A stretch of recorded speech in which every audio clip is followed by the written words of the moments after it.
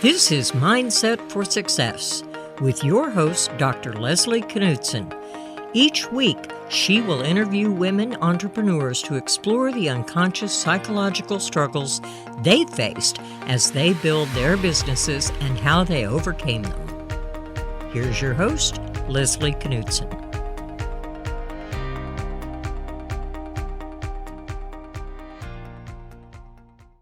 I'm so happy to welcome our next guest, Juliet Scott-Croxford. Juliet currently serves as CEO for media brand Worth, responsible for leading its transformation from a print magazine to a content platform that focuses on worth beyond wealth and inspires and informs an affluent, influential, and successful community of individuals to be their best. Juliet began her career as a management consultant, learning to code at IBM Business Consulting Services before focusing on strategy and organizational change and working with clients to solve complex business problems across a variety of sectors through the use of technology. After working as a consultant with Guardian News and Media on its print to digital strategy, in 2012, she confirmed in a permanent role to a lead strategy and operations for the Guardian Media Group's commercial division based in London. Juliet joined the Guardian's executive committee in 2015, and as a chief delivery officer, was responsible for the strategic implementation of the global 3-year turnaround and plan transformation and growth for the Guardian's U.S. operation, relocating to New York in 2016. She currently lives in Westchester with her husband and son, is a keen runner, yogi, and skier. Welcome, Juliet. Thank you, Leslie. It's great to be here with you today. Could you share with our listeners a bit about your colorful background, fabulous accent, and growing up in the UK, and then your move to the US for work 5 years ago? Yeah, of course. So I was born in the UK, despite my grandfather actually being an American. So even though I was born and raised in the UK, I actually ended up spending a lot of time in the US as a child before moving here 5 years ago. The start of my career really focused on what was termed a managing consultant, which I really learned about when I was at university. And I was attracted to the profession because it felt like it would offer me variety.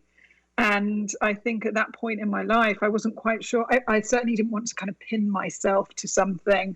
Mm-hmm. And I liked the idea of being able to work across industry and across sector and across different clients and just to sort of get a deep understanding of their problems quickly and help them solve for those. So my career started at IBM. I was a technology consultant initially, which actually started me off in terms of learning to code and being a developer.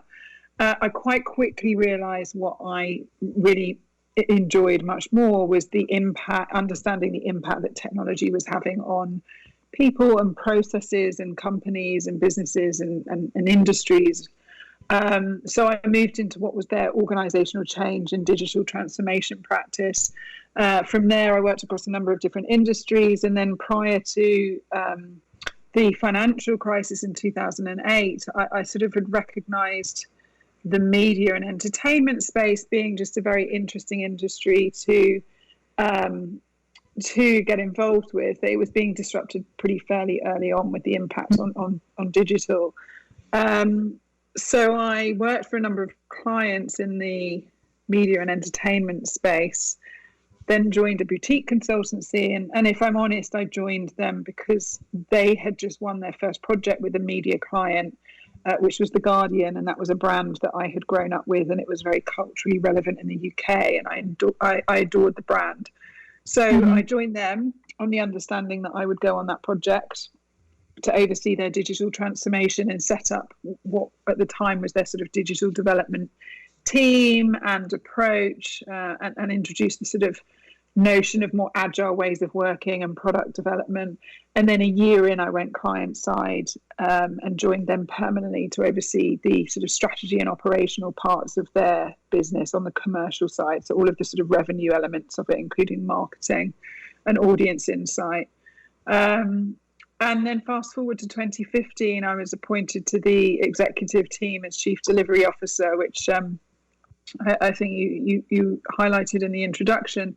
And at that point, the Guardian, the brand, was in crisis. So it was a pretty intense time to be there, but it was also an incredibly rewarding time. And it was a very sort of involved project in terms of really sort of thinking about how we take the business back to break even, and really think about how the business is going to be a sustainable business in the future, and what revenue streams will drive that, and how we need to kind of really rethink the culture and ways of working, and cost base to support that. So I was overseeing the implementation of that 3-year turnaround plan, and that was what took me to New York in 2016 to oversee the turnaround of the Guardian's US business, and I've stayed ever since.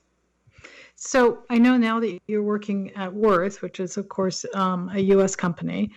I wondered if there was some risk deciding to stay in the U.S., whether or not you feel like you maybe didn't fit in or it didn't bother you. And if so, what sorts of things did you do to overcome these issues? Yeah, it's a good question. I don't think at the time I weighed up the risk of us staying. I was certainly, as a family, and certainly with my husband, I was certainly the driver of wanting to come here. And actually now he's more sort of, actually he can't imagine going back right now. So I was definitely the driver, and I think it was driven from both my experience as a kid and my sort of relationship with my grandfather and my father. As well as I had traveled a lot on business to New York, and I just loved the energy of it and the frenetic energy of it. And I found that quite addictive. So I think it got under my skin, and I sort of got it in my head, and I sort of put my mind to it that actually, yeah, we would come here.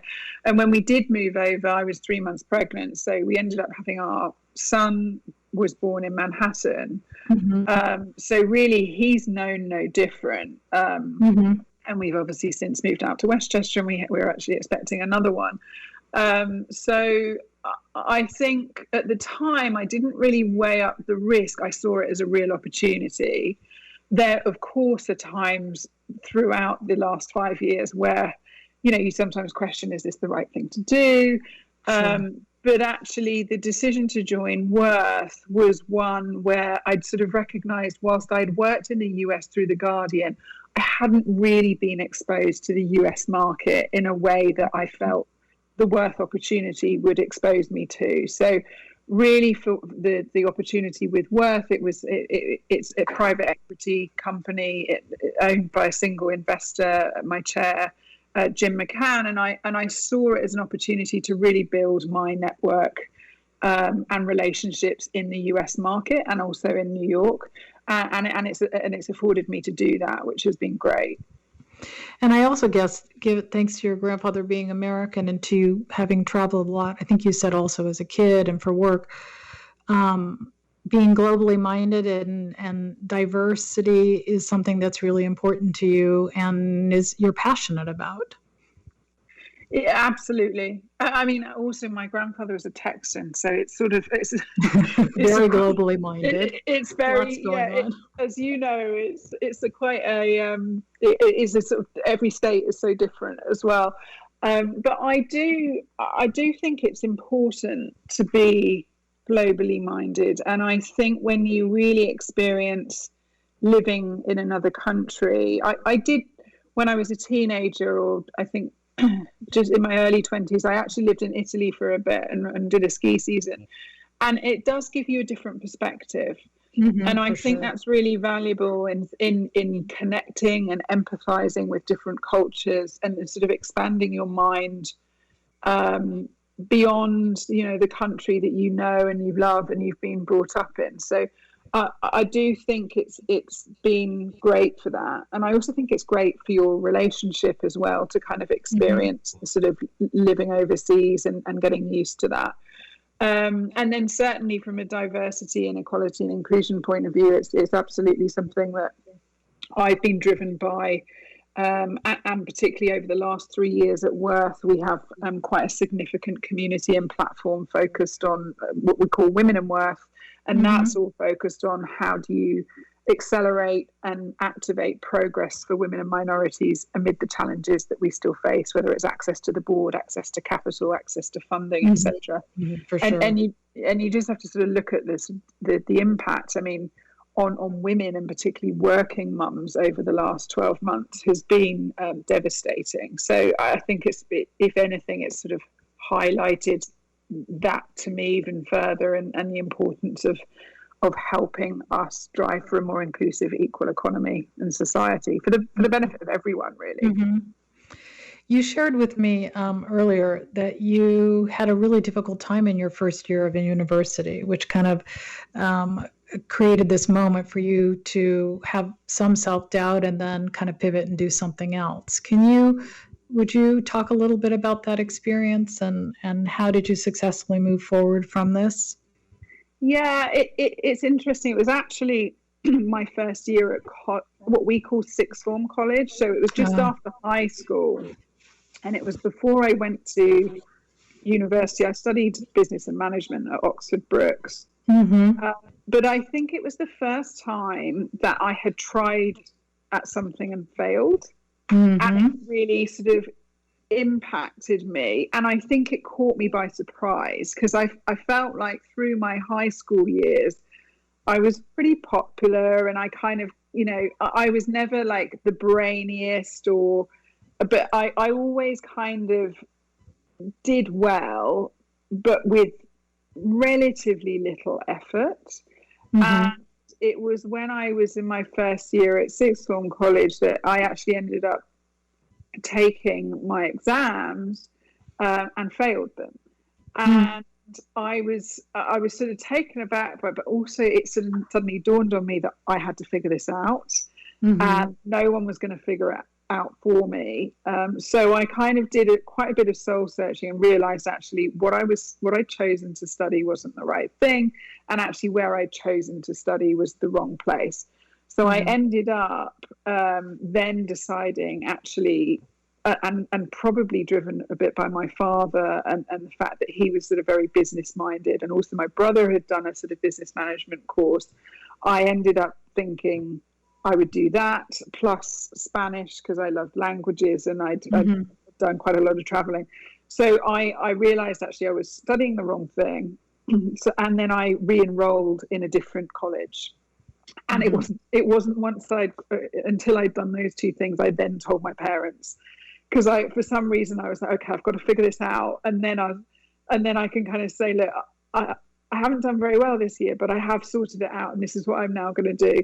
And it was interesting. I think that whole experience then shocked me into realizing I want to do really well. And it sort of gave me a different kind of drive in terms of, I did want to get really good grades, and I did want to be the best in the class. And it definitely sort of switched something in my head, that experience, which at the time I remember feeling quite panicked by it. But I think it was probably quite a key moment in my life, really, and how it's sort of driven me forward. And does it sort of define how you see fear of failure today in some ways? I think I've got more comfortable with it. And I think just because of the job that I'm in and the industry I'm in, it's so fast paced, and it's continuously being disrupted, and change is inevitable. So I think in order, and particularly this role at Worth, where actually it's a turnaround, and it was a turnaround, I think I've sort of almost trained myself to get in that headspace of actually experimenting, learning is a good thing. And I know it's a cliche to sort of say fail fast, but I think if you get into that headspace of let's try things out and let's see what happens and what the results are, and if we like them, let's carry on, or does it open a new opportunity, or if it doesn't, we stop doing it. But I think it's important to be in that mindset. Otherwise, I think you're in danger of sort of becoming paralyzed if you don't embrace change. So I think in some senses, that's sort of what I've now lent into in a much more sort of prevalent way. Looking backwards, change has always been something you had to do, not shy away from. Yeah, certainly in my career, yes, and then also I guess that experience of college, actually, I had to change. I had to change where I was. Certainly in my career, it was like, actually, I was always looking at the impact of things and therefore how organizations had to change. So it was almost like I was advising through that process. In my roles at Worth and at The Guardian, I've actually been in that process. So it's like, actually, what we're doing is creating change. There's change going on in the industry, which puts pressure on you, but actually in turnaround situations, change is inevitable. So I think I've sort of learned, you've got to embrace it. And I've sort of learned to really enjoy that, actually. Ever been a time when you maybe didn't feel adequate or worthy in terms of the job that you had, or didn't get a role that you were expecting? And if so, what did you learn from this and how did you go forward? Yes. Yes to all of those things. Yeah, I mean, there's definitely been a few roles I've gone for that I haven't got, and I'm just sort of thinking about all of those situations. It's interesting, those moments, because in the moment they feel really rubbish, and now on reflection and in hindsight, it's often had the impact that I sort of now go, well, maybe that was meant to be, because it's taken me down a different path or presented a different opportunity for me. And in all occasions, actually, where I have gone for a role that I haven't got, the first time that happened to me, I remember feeling really upset and really knocked by it. And again, I think maybe it was slightly unexpected, whereas the subsequent times that's happened, I think I've always sort of in my head gone, well, if I don't get that, this is my plan B or my plan C. But in all occasions, it's actually propelled me on to make a change. I've never sort of stuck where I have at that point. I've always kind of gone, okay, this is my calling card to make a switch and do something different, or apply for something different, or join a different company. So it's interesting. Sometimes I think it's almost the forcing mechanism which I have needed to kind of go, well, this was sort of in your plan anyway, but it sort of forced it. And also sort of like you didn't want to fail, and you want, like with the school experience, you wanted to figure it out on your own, and then be able to present the fait accompli, right? Yeah. Because you weren't going to fail. Exactly. I mean, I kind of, it's interesting because when I put my mind to something and kind of go, okay, this is what I want. I mean, no one likes to lose today, but I think I've become more accepting of, actually, if it doesn't work out in the way that you had your heart and mind set on it, I think the disappointment and the learning from that process is if anything more powerful, and your kind of recovery from it is different. And I think more recently, I've sort of got my head into a place of, you're on this sort of lifelong learning journey. There's no kind of, I'm not trying to get to one place and that's it. So I think if you embrace it as that, I think everything you learn from every moment, and you might do things differently, or actually maybe it was the right decision as well. Right, and it creates the space to kind of figure it out as you go, as opposed to sticking with a plan that is inflexible, rigid. You're going to stick with no matter what. Exactly. I mean, what you're saying is part of it is it's helpful to every once in a while have your bubble burst and sort of figure out things differently. I have one last question for you.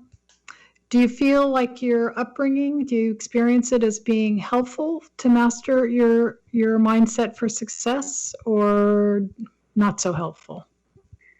I do. I think it's an interesting one because my father, I'm very close to my mother and my father. My father was worked in business and was a very hard worker. And I always kind of saw that. And I think that has given me the drive I have today, and certainly the work ethic I have today.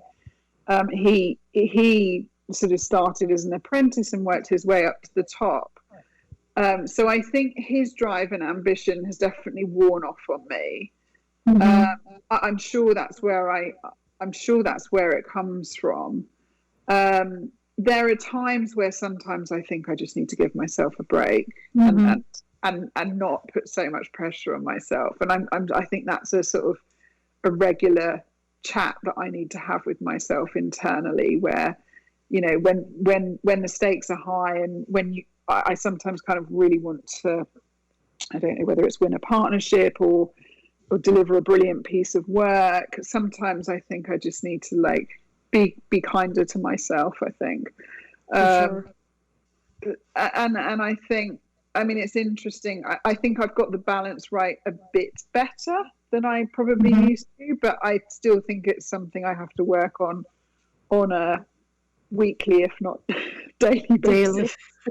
Especially as child number 2 comes at the end of March. Yes. Yeah, exactly. So I want to tell you, Juliet, thank you so much for coming on today and sharing with me and the listeners about all of the interesting journeys that you've had. Where can people reach you to learn more about your work? Well, you can find me on LinkedIn at Juliet Scott-Croxford. Also, if you're interested in the diversity, equality, inclusion and belonging space, I would invite anyone to register for the Women and Worth Actions Speak Louder Than Words Summit, which is March 2nd to 4th this year, 2021. And you can find that and register for that on worth.com/events. Great. Thank you again. I really appreciate it. Thank you, Leslie. Great to speak to you. Thanks so much. This podcast is brought to you by Women Entrepreneurs Global, the first startup studio and digital DIY startup platform for women. For more information on her guests, this podcast, and many other female founder programs, please visit womenentrepreneurs.global. We believe in open and non-stigmatizing dialogue about the hidden psychological difficulties experienced by many successful entrepreneurs and highlighting the strategies used to overcome them, such as the fear of failure, of not being good enough, and that loud, chattering internal critic is critical to helping other founders achieve success. Please join her next week for more Mindset for Success stories. That was Dr. Leslie Knutson, and you can drop her a line at dr.leslieKnutson@dr.leslieknutson.com.